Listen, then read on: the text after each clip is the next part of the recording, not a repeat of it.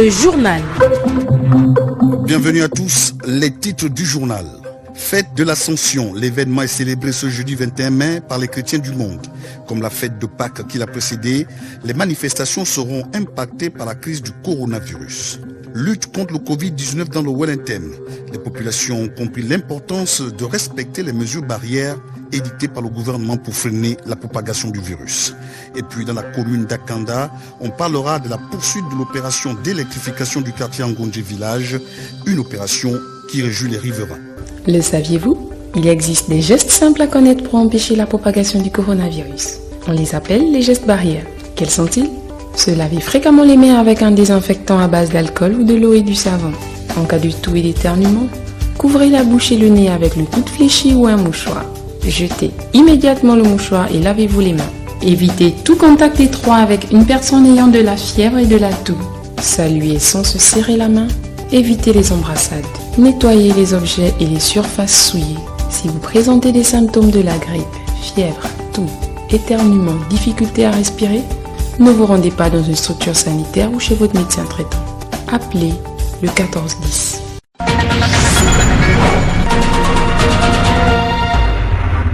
Merci de nous rejoindre sur Radio Gabon, la référence.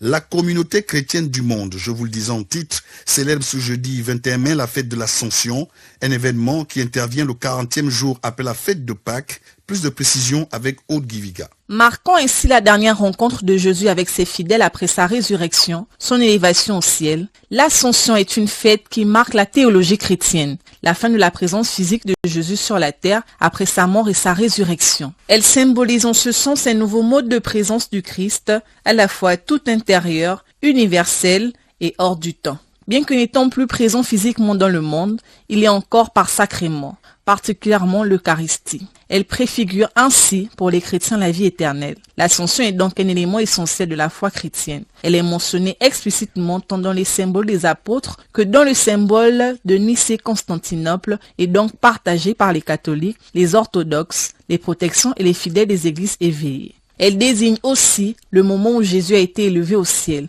après avoir été mis sur la croix.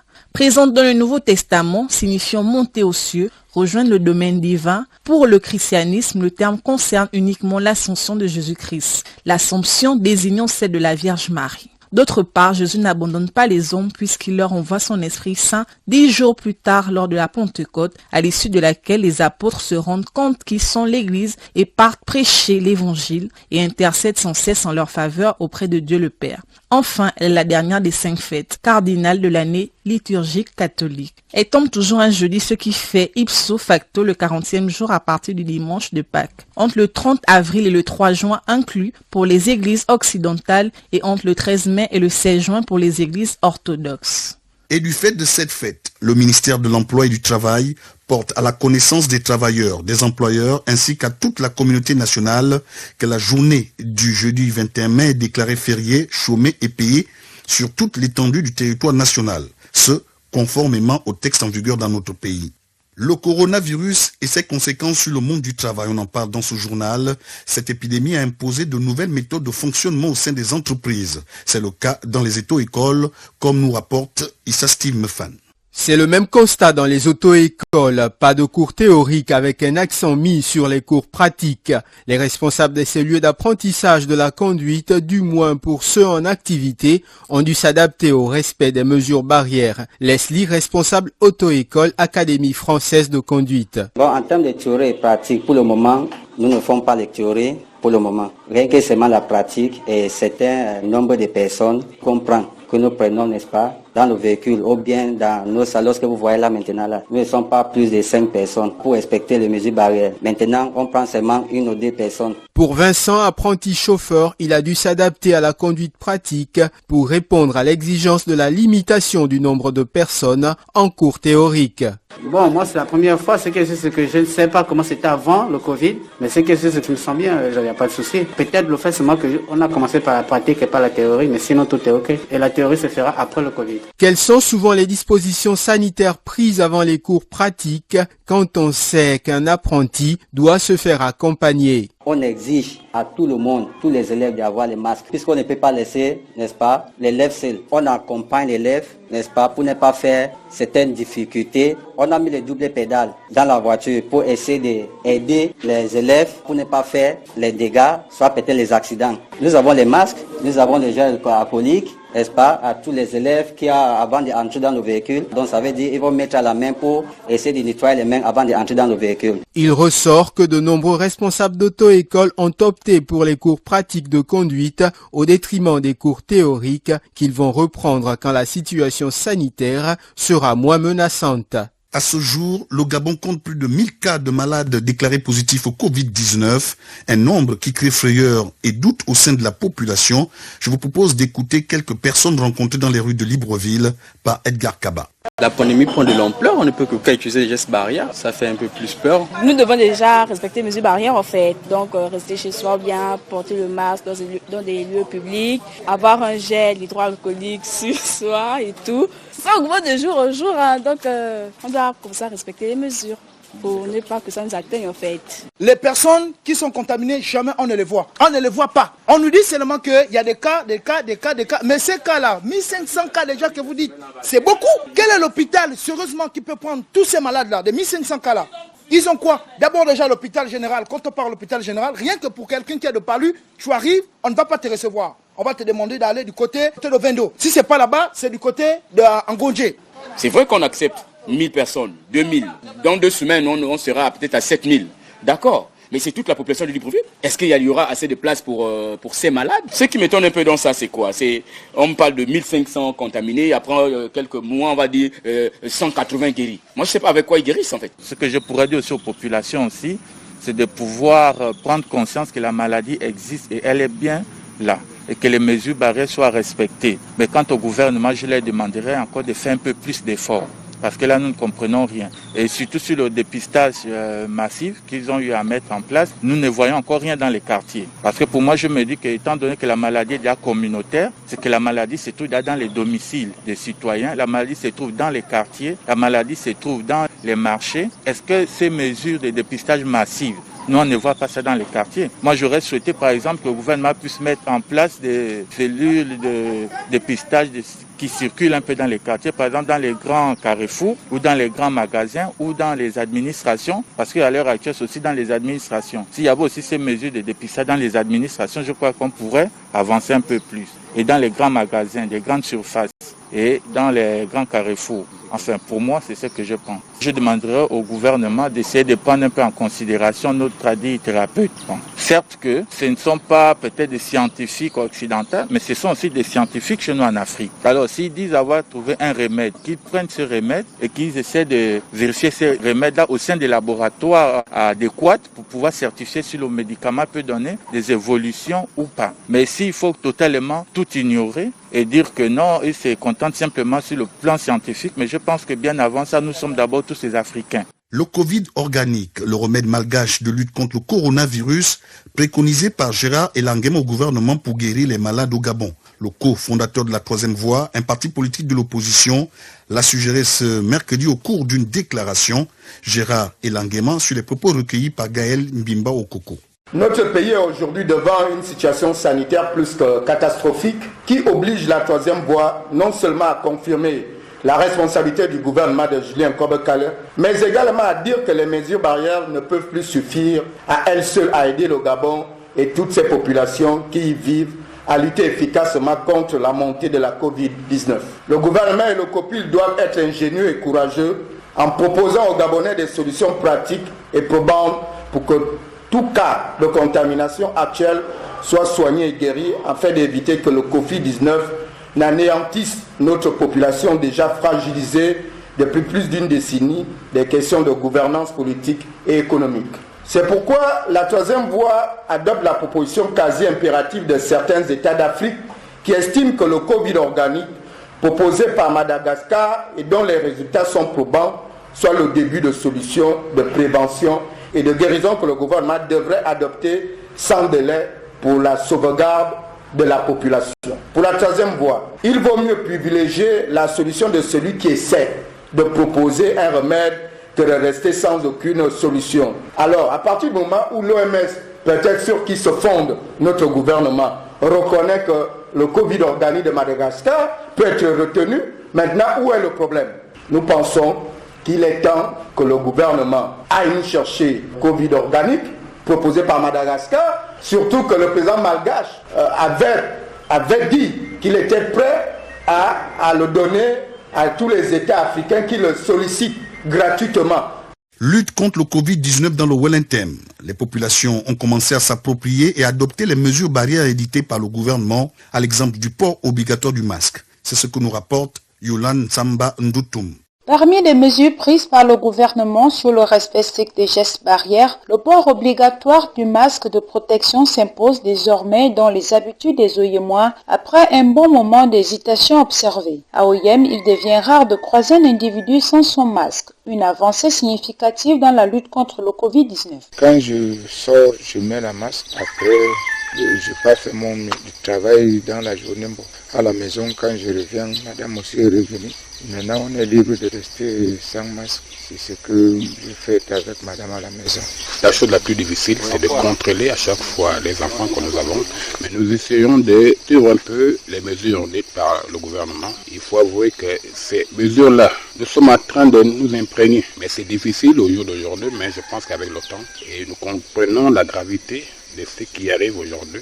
Parce que quand nous attendons un peu tout ce qui se passe dans le monde, nous avons une crainte, on nous fait au mieux ce qu'on peut. En dehors des masques aussi, je me lave les mains. Avant même de quitter la maison, je lave mes mains. Et puis 1 heure ou 2 heures après, je lave encore les mains. Je le fais 4 fois par jour. C'est vrai qu'il y a plus de monde là-bas. Mais je le fais, je me mets à 1 mètre de la personne qui est à côté de moi. Je respecte cela. Le port du masque de protection est nécessaire et limite la propagation du virus responsable du Covid-19. Cette mesure est respectée grâce à l'implication des forces de sécurité déployées sur le terrain pour contrôler l'effectivité de son application. Les Oyémois conscients au regard de la progression de la maladie dans notre pays sont déterminés et collaborent avec les forces de sécurité pour la réussite de cette opération. Oyem pour Radio Gabon, la référence, Yolande Ntamba. La suite du journal avec cette bonne nouvelle pour les habitants du quartier Ngondje Village dans la commune d'Akanda.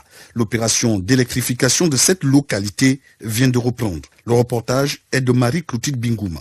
Bonheur, s'exclament les populations de la zone d'Angondje Village qui supportent très mal la destruction de leurs appareils électroménagers, conséquence des baisses perpétuelles de tension dues au mauvais raccordement des câbles électriques. La SEEG est à pied d'œuvre pour répondre à toutes leurs préoccupations, comme le précise ici Fridolin Mbumba, chef de chantier. On est sur les ouvrages de la SEG. On fait les travaux qui alimentent la population ici. Un câble de transport qui sert à venir alimenter le transport qu'on va mettre en place ici. À la vue de l'évolution des travaux, quelques femmes ont exprimé leurs sentiments. J'habite ici, je vis par l'intermédiaire de quelqu'un d'autre, mais si le courant arrive et que moi j'ai maintenant mon compteur, j'ai des appareils électroménagers qui ne sont pas alimentés parce que le courant est faible. Donc si j'ai mon compteur, je suis heureuse parmi les habitants d'Angondje. Voilà. Je suis contente. J'espère que ça va arriver, sinon ils sont déjà presque au transport. Voilà, donc on attend parce qu'ici on a des baisses de tension. On n'a pas vraiment le bon courant ici. Les appareils se gaspillent. Ça m'arrange. On connaît le courant. On souhaite seulement que ça arrive. En attendant la fin des travaux, les populations d'Angondje Village continuent de s'armer de patience et de foi pour que la lumière soit. Journée mondiale de la diversité culturelle pour le dialogue et le développement. L'événement est célébré ce 21 mai. Les enjeux de cette journée avec Patrick Zengi. Célébrer le 21 mai de chaque année, la journée mondiale de la diversité culturelle pour le dialogue et le développement a pour objectif de mettre en lumière la richesse de la diversité culturelle ainsi que les avantages d'une bonne communication interculturelle pour porter les projets communs, militer pour des valeurs humaines et communes et s'unir pour lutter contre les préjugés. Elle vise aussi à faire prendre conscience que le dialogue ouvert et tolérant entre les peuples est la seule façon d'arriver à bâtir une planète où la paix est durable, où la démocratie est réellement au service des populations et où les expériences de chacun sont mises à contribution pour avancer et cheminer tous ensemble dans le respect de nos différences. En l'instaurant le 21 mai, la journée mondiale de la diversité culturelle pour le dialogue et le développement, l'ONU donne une orientation importante en plaçant le dialogue mutuel au-delà des sexes, de l'âge, de la nationalité, de l'appartenance culturelle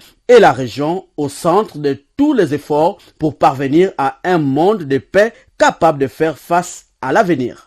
À l'occasion de cet événement, notre reporter Edgar Kaba a rencontré un homme de culture, Papa Kumba Mbula, c'est le président de l'association Guyenou, orateur traditionnel. Avec lui, ils ont parlé des valeurs du mariage traditionnel. Papa Kumba Mbula, orateur traditionnel, nous emmène dans les valeurs d'un des pans culturels, celui du mariage traditionnel, et les richesses acquises auprès des hommes de culture, susceptibles de retransmettre la bonne conduite aux contemporains et aux générations à venir pour une société plus forte. Papa Kumba Mbula. Nous avons chez nous des symboles.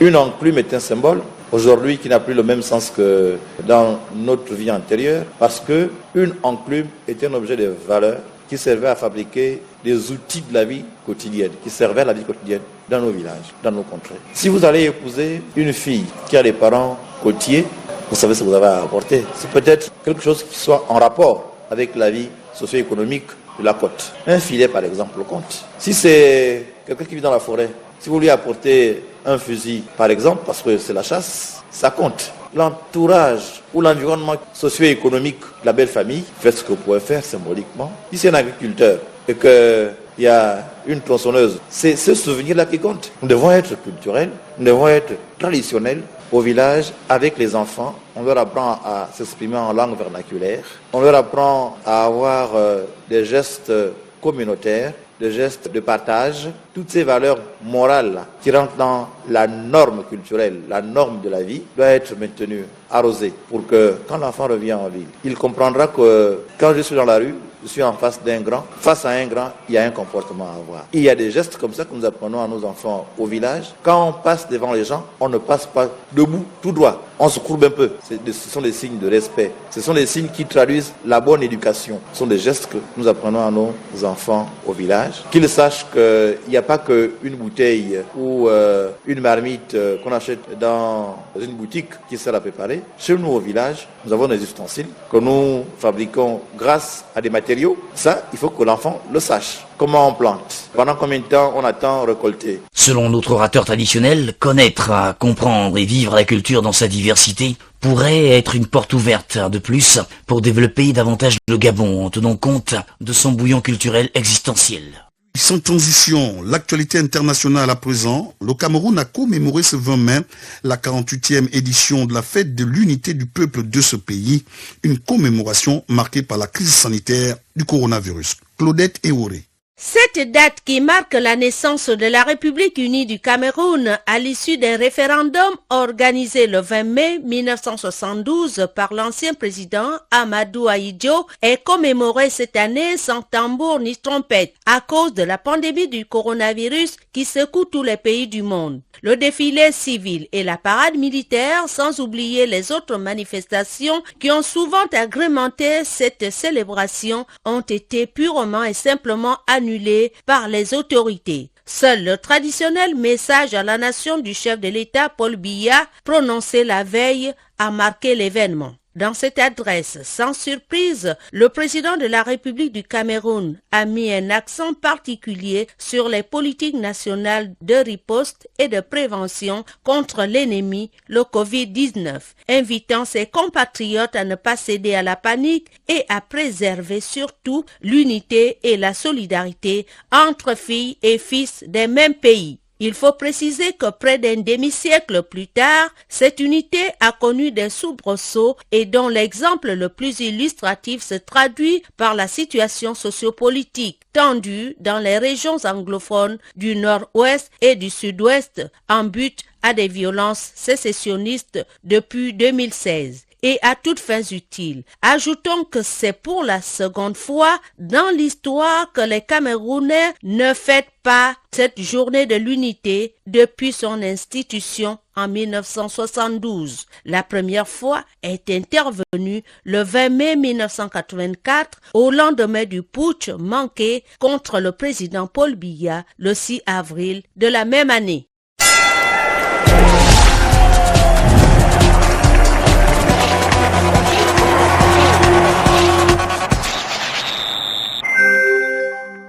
Nous arrivons à présent à la page des sports et c'est avec vous Chivarol Mokinkulu.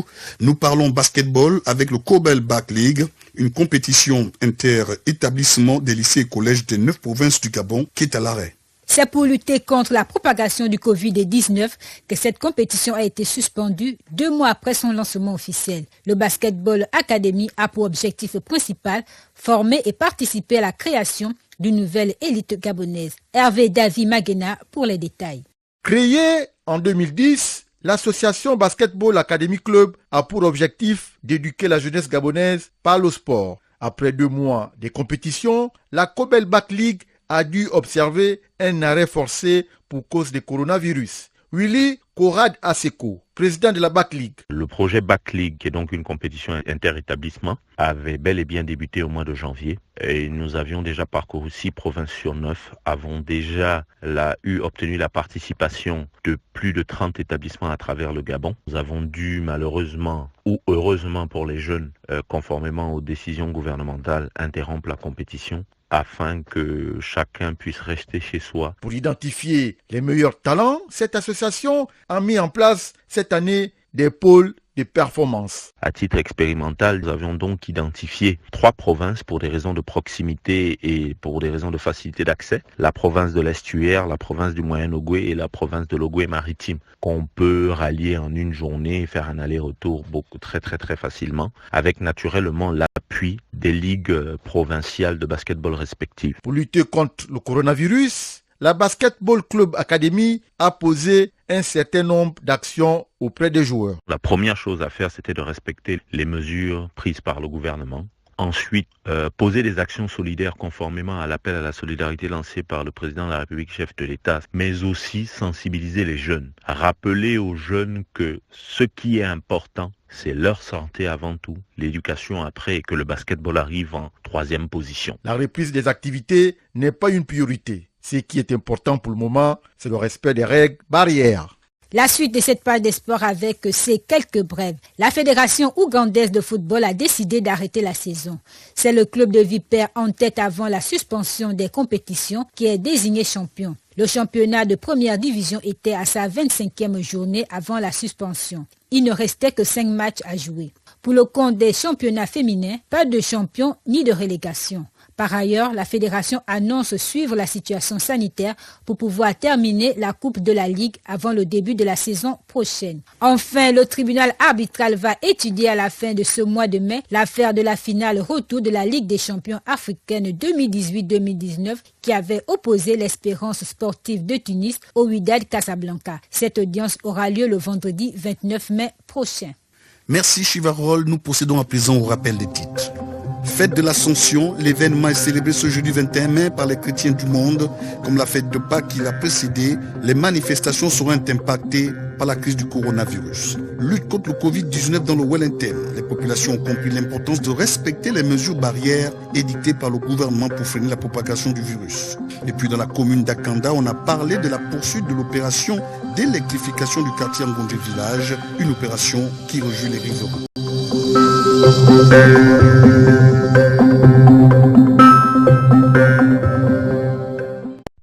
Vous êtes câblé sur Radio Gabon émettant de Libreville, 88.7, 96.5 FM. Où que vous soyez, nous sommes avec vous.